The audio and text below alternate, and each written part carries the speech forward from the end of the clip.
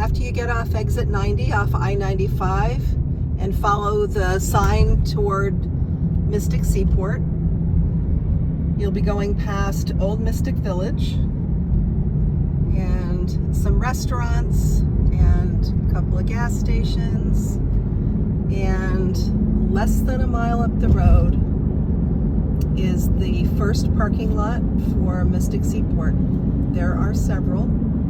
They're all on the left-hand side, because on the right-hand side is Mystic Seaport and the Mystic River. So as we come into Mystic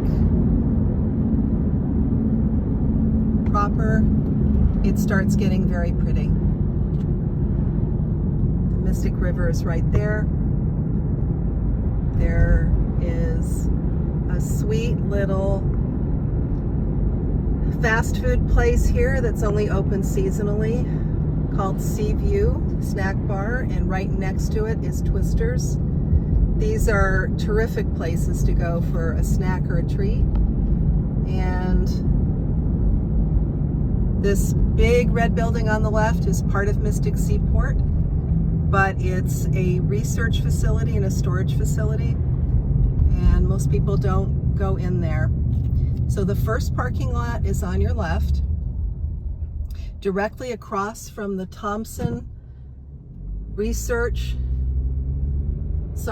directly across from the Thompson building. This is considered the north entrance.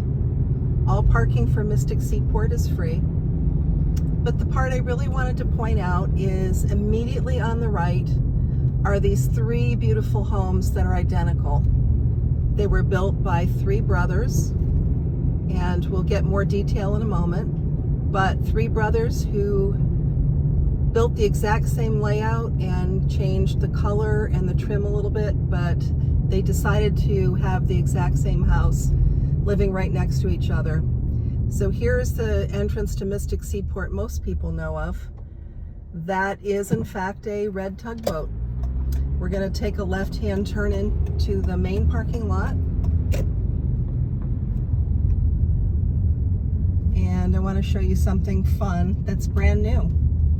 So for people who've been complaining since the beginning of time about how bad the parking is in downtown Mystic, hundreds of parking spaces at Mystic Seaport, closest to downtown Mystic, are now available for free if you came here to see downtown Mystic and not Mystic Seaport.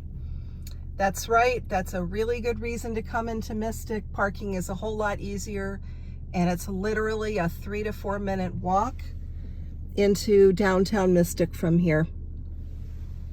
Come soon, it's wonderful. We're at the edge of the Mystic Seaport property at the Thompson Exhibition Building. It is one of the few buildings that is open in the middle of the winter. It has really beautiful displays. And what we're doing now is we're walking closer to the main exhibit. Of course, it's loud because there's traffic.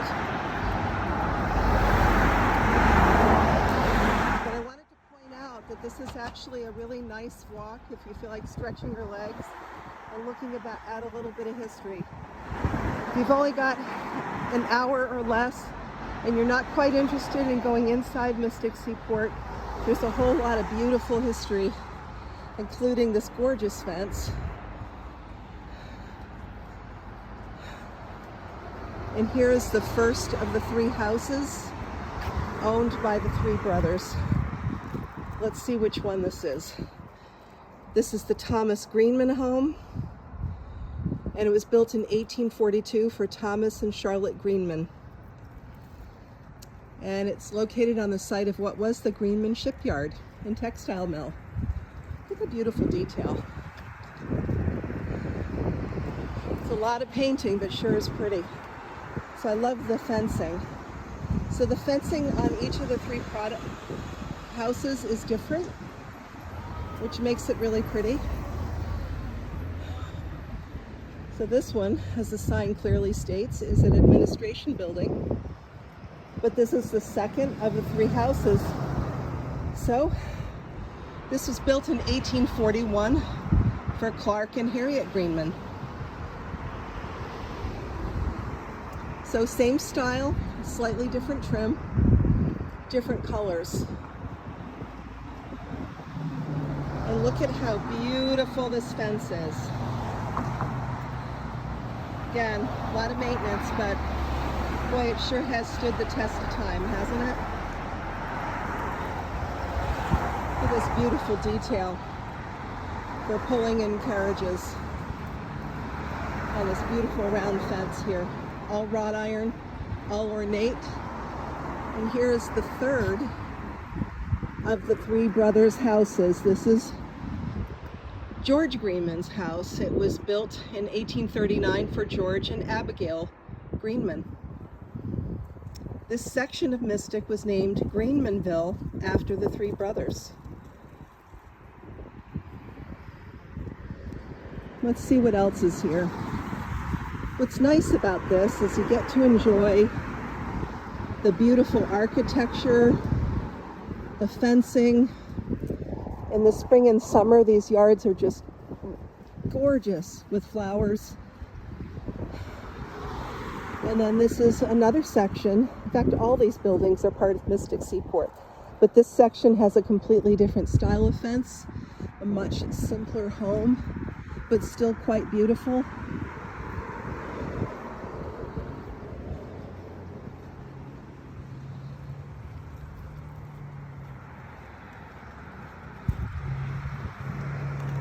This one happens to be the William Haynes home, built in 1850. He was a ship's carpenter. Again, a simpler home, but absolutely gorgeous and more than adequate for a hardworking man and his family.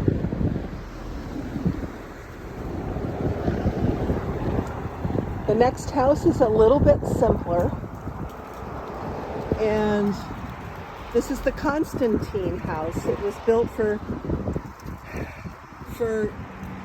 rent as apartments to employees of the shipyard. So it's much simpler in style. Here we are. We're only 2 buildings away from the main entrance to Mystic Seaport. So the Brustelon house